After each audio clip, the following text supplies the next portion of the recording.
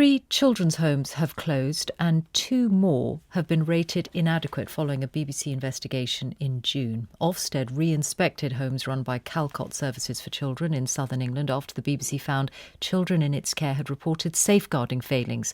Some of the children have now spoken to our investigative reporter Noel Tithridge. One, who's lived in 38 different care placements, says she was groomed for sex by a support worker in a Calcott supported living home when she was 17 and wasn't moved for months after reporting the abuse.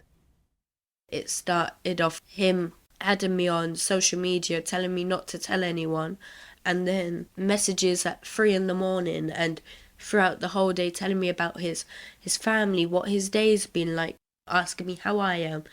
Over time, I started to like the comments and to like what he was saying because I weren't used to that. I've never had a man come across to me that's shown so much interest in me, never had a parent figure. It started off then with little hugs here and there, and then trying to touch other parts of my body whilst I'm fully clothed, and then offering me a drink here and there if I wanted to smoke weed with him. And how did it feel not being moved immediately from the home after what had happened and after what you told the home had happened? I would say the first 4 or 5 months before I was finally moved out of that home, I wasn't showering, I wasn't eating, I wasn't brushing my hair, I weren't drinking even water, I weren't doing anything for myself. I felt so disgusting and I felt like I could never be clean, and in the end I started to stop caring. The only safe place I had in that building was the bedroom I was staying in at the time, as it was the one place that nothing had happened in.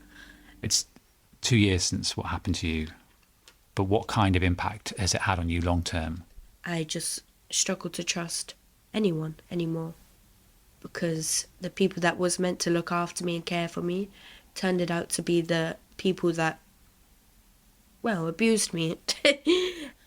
Now he's been prosecuted. I'm trying to move on with my life and put it behind me. Obviously, however, that is very hard to do because I know that I get flashbacks of what happened, and sometimes it could be even seeing someone that looks even the tiniest bit like him. I get scared and I then turn around and start running and drop everything I'm doing and run because I'm so scared that it's him, even though I now know that he is in prison and it is definitely not him. How has this left you feeling about the care system as a whole? It's not just me, these kind of things happen to. The only thing about this case that is me is that unlike other young people, I actually brought it to light. Most young people are too scared to do so. I know this happens a lot, and similar events or worse events happen on a daily basis, and I know the care system is messed up, to be honest. Too many young people are being failed. Coming into care, you're coming away from trauma and from whatever background you come from. You don't expect to come in and for your trauma to then only really begin once you're in the system. That conversation was with our investigative reporter Noel Tithridge.